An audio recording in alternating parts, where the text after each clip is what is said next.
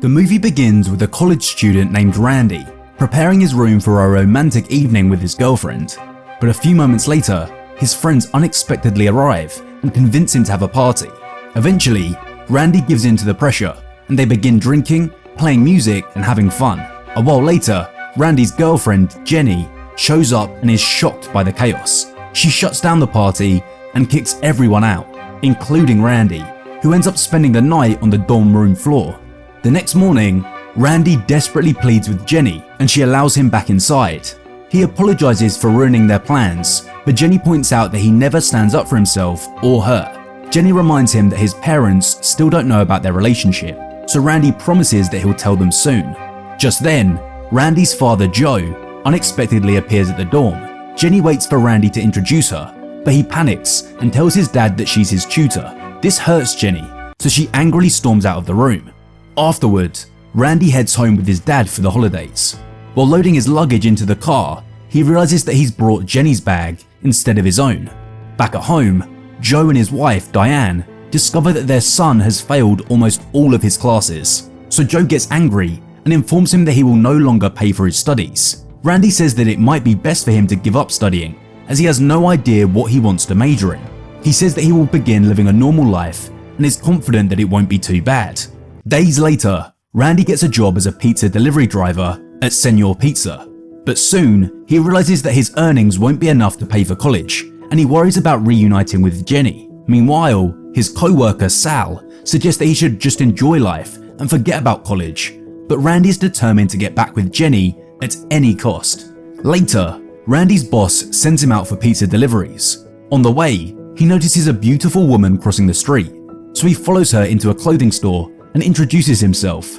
Sadly, the woman thinks he's too young and refuses to date him. Suddenly, a more mature woman named Alex arrives and tells him that the woman made a mistake by rejecting him. She then helps him put on a coat and hat and invites him for a coffee.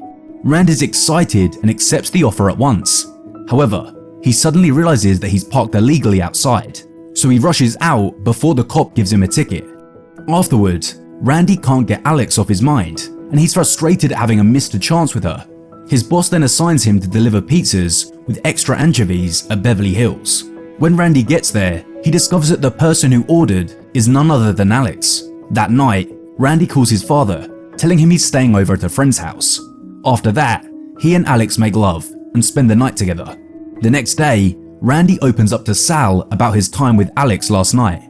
In the afternoon, Randy's Italian co-worker, Tony, visits his house to give him an expensive coat delivered at the pizza parlor by Alex. While the two chat outside, Joe looks at them and assumes that Tony has brought his son a gift, leading him to believe that Randy might be gay.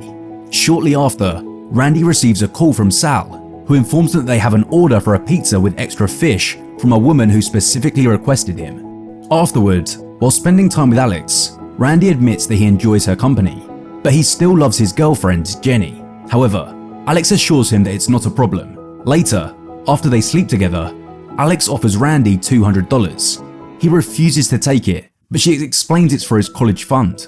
As she prepares to leave for the airport, Randy wonders if they'll ever meet again. In response, Alex smiles and simply tells him to watch out for extra anchovies. Meanwhile, in his son's room, Joe begins searching through the suitcase and finds ladies' undergarments in Jenny's luggage. Diane scolds her husband for invading their son's privacy, but he's convinced that Randy wears women's clothes and needs professional help. However, Diane argues that what their son truly needs are parents who are understanding. The next day, Randy's boss hands him a pizza to deliver to a woman who requested extra anchovies. Thinking it might be Alex, he goes to the address and arrives at a big mansion. Inside, he's met by Kyoko, who claims to be Alex's friend.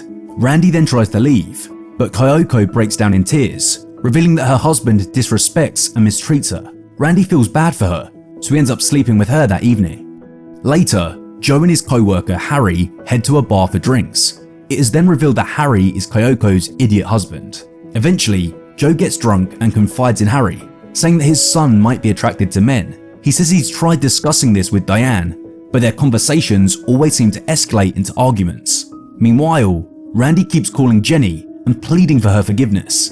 He then invites her to his parents' 20th wedding anniversary so that he can introduce her to them. However, she does not respond to him at all. Afterward, drunk Joe stumbles into his office and falls asleep on a sofa bed beside his secretary Linda. The next day, he wakes up horrified to find himself next to Linda, but she insists that nothing happened as he was passed out drunk. Unfortunately, when Diane calls the office early in the morning, Linda answers, causing her to assume that Joe is cheating on her. At the pizza parlor, a guy named Yuri playfully asks Randy for Jenny's number, teasing that he won't be in college anymore. Before things escalate into a fight, Sal steps in and manages to defuse the situation. He then calculates the amount of money Randy needs to earn, suggesting that he would have to be with 43 different women to make $9,000 for his next semester. Later, Randy arrives at his next customer's house and meets Dr. Joyce Palmer. However, the two do not become intimate and spend the entire session dancing. Days later, Randy meets his new client, Monica Delancey, who is a photographer. She's concerned that her husband, who is a bodybuilder, might be involved with the woman he privately trains. Randy notices her lack of self-confidence and decides to cheer her up. He playfully grabs her camera and starts taking pictures of her, and Monica poses happily for the photos. That evening, Diane picks up Joe's call from the construction site, and he informs her that he'll be home late due to a burst pipe.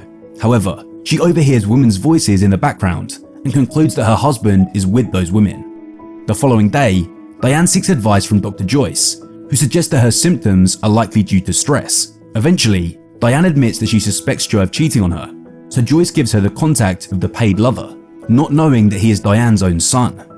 One day, while Randy and Kyoko are taking a bubble bath together, Harry unexpectedly shows up, causing Randy to scramble and hide under the bed. Harry finds a rose on Kyoko's pillow and becomes suspicious, so he checks Kyoko's planner and discovers she has a 2-hour appointment with Dr. Reed Palmer, whom he believes to be her lover. Harry then rushes to the hospital to confront the doctor immediately. At the hospital, Reed assures Harry that he's not sleeping with Kyoko. While in the car, Reed shares that he has suspected his wife of cheating after finding roses on her pillow. They then assume that their wives might have the same lover. They decide to go to the personal trainer's home because Reed mentions that his wife receives roses on Tuesdays, the same day the personal trainer visits her. While trying to break in, they meet the bodybuilder named Cloud, who is sad and reveals that his own wife is having an affair. Meanwhile, Diane places an order for a pizza with extra anchovies. Randy rushes back to the pizza parlor and tells Sal that his latest client's husband is furious and out to get him. However, Sal reminds Randy that he only needs to see one more woman to reach his $9,000 goal. This gives Randy some motivation, so he decides to meet his last client. Moments later, Jenny walks into the pizza parlor and inquires with Sal about Randy. Sal tells her that Randy has gone for a delivery and asks her to wait for him. In the motel room, Diane decides to step out of the room to get some ice. Meanwhile, Randy enters the room and gets ready for the client's return. He freshens up in the bathroom, and when Diane returns, he is horrified to realize that the client is his mother. In a panic, he grabs the pizza and makes a hasty exit through the bathroom window. Outside, Randy hands the pizza to Tony and requests that he deliver it to the motel. He also asks Tony to explain to the woman that they've run out of anchovies. Meanwhile, Jory joins Jenny at her table and reveals to her that Randy has been involved with an older woman. When Randy returns to the pizza parlor, Sal informs him that Jory spilled the truth to Jenny. Randy then rushes back home to ask his father if Jenny called. Joe confides that he believes his wife is considering divorce. Hearing this, Randy realizes that his mother might still be at the motel. He then instructs his father to head to the restaurant for the anniversary party. In the motel room, Diane answers the door and starts kissing Tony, but she soon pushes him away, realizing she can't do this. Strangely, her rejection only seems to encourage Tony to try and win her over. Now, Diane hurries to her car, intending to head to the anniversary party, with Tony following on his scooter. Elsewhere, Jory pretends to comfort the heartbroken Jenny, but soon after, he crosses a line by trying to kiss her. Jenny then uses the gear stick to strike his groin. With this, she flees to the road where she hitchhikes a ride back to town. Later, the three husbands decide to check their credit card records and find their wives repeated $200 payments to Señor Pizza. Right then, Randy returns to the pizza parlor, where Jenny also arrives. Unexpectedly, Jory arrives and challenges Randy to a fistfight. Meanwhile, outside the parlor, Randy and Jory are about to fight when the arrival of the three husbands interrupts them. Just as they are about to attack Randy, Harry recognizes him as Joe's son and remembers Joe mentioning that Randy is gay, so they eliminate Randy as a suspect and start beating up Jory. Afterward, they head back to Harry's house to to confront Kyoko about her lover. However, Kyoko doesn't recognize Jory, and the men realize they've got the wrong guy. Elsewhere, Randy tells Jenny the entire truth and asks whether she hates him. She then replies that she can't continue their relationship, knowing that he has slept with so many other women. She requests that he take her to the bus station, and Randy agrees, but he says that he needs to make a stop at the party first. At the party, Diane and Joe reconcile and exchange apologies. Just then, Tony, Randy, and Jenny arrive at the party.